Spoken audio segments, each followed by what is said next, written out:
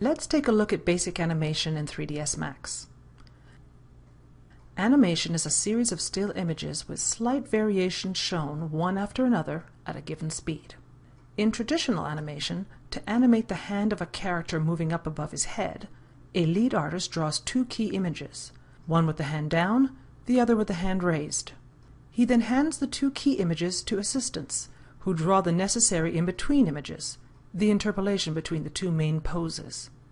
When using a 3D application such as 3ds Max, you are the lead artist, and the application replaces your assistants. You need to define the key poses over time, and the application creates the in-between frames. These key poses are called keyframes, and they record the state of an object at a given time. Most values can be animated in 3ds Max, but you spend most of your time animating transforms, essentially moving and rotating objects in space. This movie shows how to animate objects in the scene using two animation modes called Auto Key and Set Key. Select this Jeep and select the Move tool. Turn on Auto Key. The interface turns red, reminding you that you are in animate mode and that most things you do at this point will be animated. The timeline allows you to select a different frame and scrub through the animation. If you move to frame 90, which is 3 seconds of animation, and move the car towards the gate, Auto Key records the change, setting keyframes at frame 0 and 90 to mark the move's start and end. Auto Key always records from the beginning of the animation. And if you scrub the animation, you'll see the interpolation between the two keyframes moving the car. If you want the car to stay in place for a while, say between frame 90 and 150, you can simply copy this keyframe. Shift-drag the keyframe to copy it, then move it to frame 150. The two keyframes are identical, so the car remains stationary between them. The gate would open at this point, and you can animate that in a moment. Now go to about frame 240 and move the Jeep into the compound. You can turn off Auto Key at this point. Take a look at the animation. The Jeep moves, pauses at the gate, and then goes in. However, notice how the Jeep accelerates and decelerates. It makes sense that it slows down before braking at the gate, speeds up again as it enters the compound, and slows down before it stops. But there's an acceleration right after the first keyframe, which looks wrong if you assume the Jeep is coming in at a constant speed. It looks like it's accelerating from a stop, but you can change that by using the curve editor. The left pane shows the animated object and the various transform tracks. Position and rotation tracks have separate XYZ tracks to give you better control over the animation. You can select any track you want to view. The red, green, and blue curve colors correspond to the X, Y, and Z axes in world coordinate space. In this case, only the Y position track has animated data on it, since you only move the Jeep in that direction. The curve illustrates the animation by charting the time and value of each keyframe, and by showing the interpolation between these keyframes. So you can see that this green curve shows acceleration, deceleration at the gate, a pause, then an acceleration and deceleration again. Select the first keyframe. There are a few ways you can change the interpolation that follows it. You can drag its Bezier tangent handle up and down. If you click play, you'll see the change in real time. You can also use one of the key tangent presets to change the interpolation to fast, slow, and so on. At this point, you can click linear to move the car at a constant speed until it decelerates near the gate. Play the animation to see the result.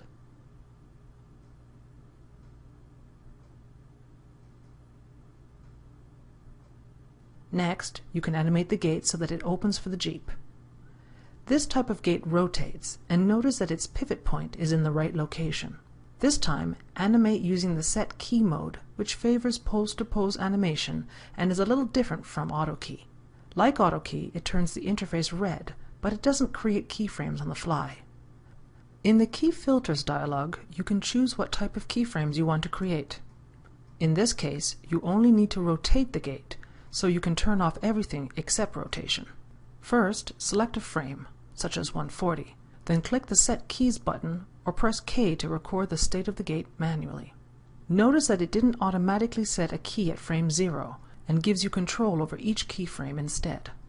Go to frame 180, where the Jeep is passing through, raise the gate and set a keyframe.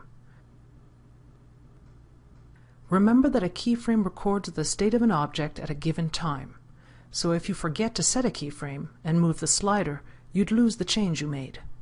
The gate should stay open for a moment, so at 220 you can set another keyframe for it. Copying the keyframe by shift-dragging it also works. Then, as the Jeep slows down, at about frame 260, close the gate and set a keyframe. Turn off Set Key, go to frame 0, and play the animation. The Jeep brakes at the gate opens, the Jeep moves in, and the gate closes. Now you can animate this helicopter so that its main rotor blade rotates as the helicopter flies off. However, if you move the body of the helicopter, the blades don't follow it. You need to link the two together in a way that still lets you animate the blades separately from the body. Turn on Link Mode, then drag from the blades to the body of the helicopter. This creates a parent-child relationship, which means that if you move the helicopter, the blades move with it. But if you move or rotate the blades, only the blades move or rotate, not the helicopter. Now you can animate the blades, which need to rotate continuously. Make sure Angle Snap is turned off.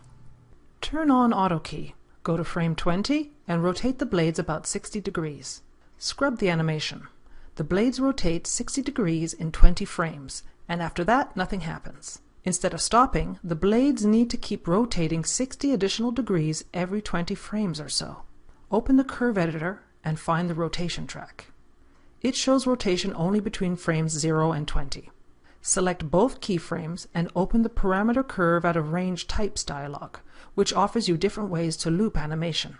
Select relative repeat, which will loop the animation by adding an extra rotation every 20 frames. If you zoom out, you'll see that the curves show the original 20-frame rotation, and from that point on there's an additional 60 degrees and another 60 degrees where that leaves off, and so on. So now the blades rotate without stopping. However, the blades speed up and slow down, and the curve reflects this. A constant speed would be more realistic. Again, you can play with the tangent handles, or in this case, make sure all the keyframes are selected and set their tangents to linear. Now the blades spin continuously at a constant speed. They're a bit slow, but you can easily control the speed by adjusting the keyframes. The interval between the keyframes is a bit too long, so instead of rotating the blades 60 degrees in 20 frames, rotate them in 5 frames. Now the blades are spinning a lot faster. Next, you can make the helicopter take off and fly away. Use Set Key, which allows you to move and rotate the helicopter and set keyframes when you need them. Set key filters for both position and rotation tracks. For rotation, make sure that Angle Snap is turned off and select Local Mode. Now think about how a helicopter lifts off, hovers, and flies in real life. If it doesn't lift off right away, you can set a keyframe at about frame 10 so that nothing happens until then. Then go to about frame 60 and move it up so that it's just lifting a bit. Towards frame 100, it might rotate a bit. Look at the animation to see where it's going. At about frame 160, it could rotate and lift a bit more. Dip the helicopter forward and set another keyframe. Play the animation. At about frame 220, move it up and forward. Maybe dip it even further. Play with it until it looks good to you.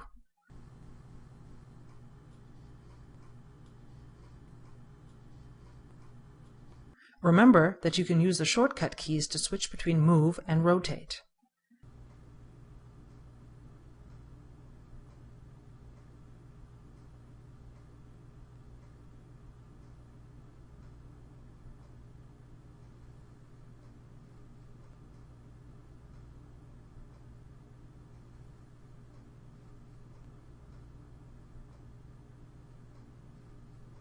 It's slowing down at the end here, so you might want to revisit the curve editor. Select these last keyframes and set them to fast mode so that the helicopter accelerates as it moves away.